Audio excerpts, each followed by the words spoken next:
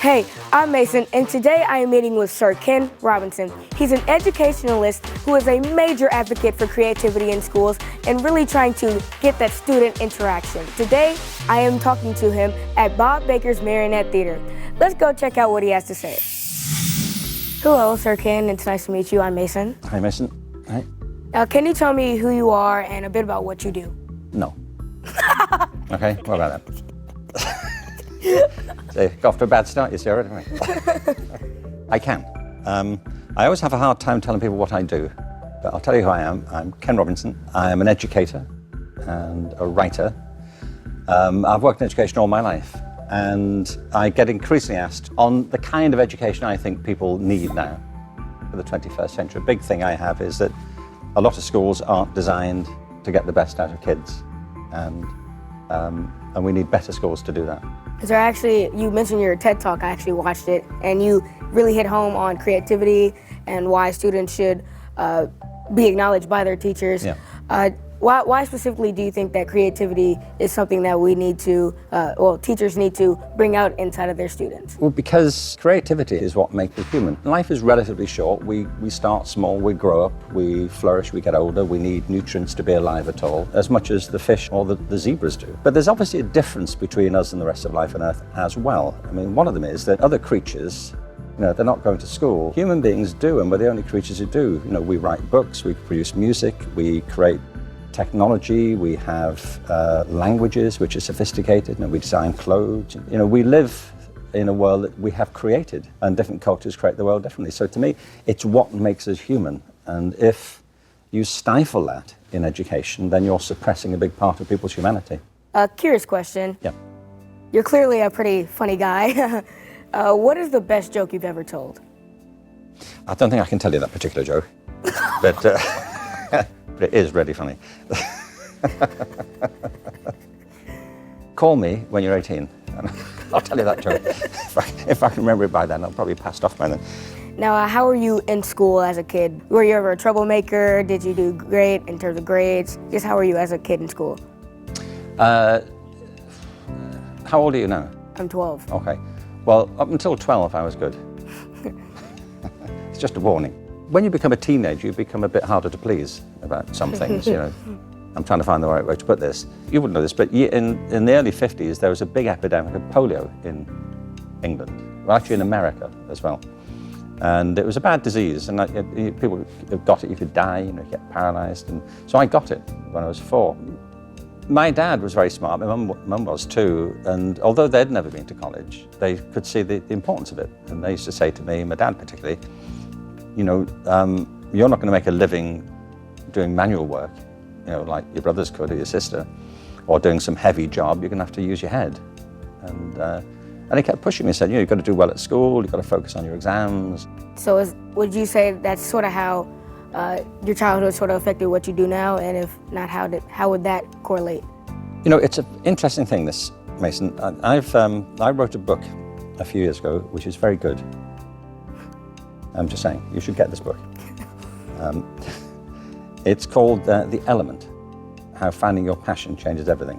I've been asking people around this, I won't put you on the spot, but I've been asking people recently how many human beings they think have lived on the Earth. The best estimate, there's been like 100 billion human beings like us.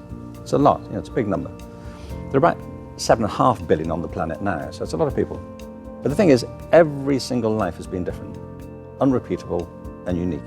And the reason is, in part, that we all have our own talents and we have imaginations and we create our own life. So the reason I'm saying this is that, yes, obviously, what happens to you at school has a big influence. Of course it does. But it's not a straight line from school to what you do afterwards. I've been asking people, I travel a lot, I speak to quite large groups, and I've been asking people, when I was working on the Element book, how many people knew exactly what they were going to do with their lives when they were 12? And very few. Or rather, saying, how many of you are doing now what you thought you'd be doing when you were 12? And people follow all kinds of paths. They go to college, they might study dentistry, but they end up being a DJ somewhere, or they might think they're going to be a manager or an economist, and they end up running a home for elderly people or teaching in the kindergarten and a dozen other things besides. I mean, ask adults as you go around if they're doing now what they thought they'd be doing at school. So what happens at school is very important, but then you create your own life after that. And it's about the opportunities you take and the ones you don't, the things that interest you, the things that don't. But I always believe you can do anything. People who achieve remarkable things do that because they think they can. And they're willing to invest in, to get confident and invest in it. It's that old saying, if you think you can, you can. If you think you can't, you probably won't. I mean, do you have any idea just now what you might do? No, not really. I have a lot of interests, but... Like what? I love entertainment, I love writing, I love athletics, I love politics, I love a lot. That's fantastic. Do you play anything? In terms of... Instruments? I'm learning how to play guitar, yeah. But I'm a lefty, so it's sort of hard to trying to figure out how to use my right hand and still play at the same time. Yeah, well, you can do that. Paul McCartney, do you know Paul McCartney? Yes, sir. He's left-handed. So is Jimi Hendrix, so... Yeah. What would be your advice to kids? Two things, really. One is to explore your own talents and to know that you have them. An awful lot of people think they don't have any talents or abilities because they go through a system which doesn't encourage them to discover them.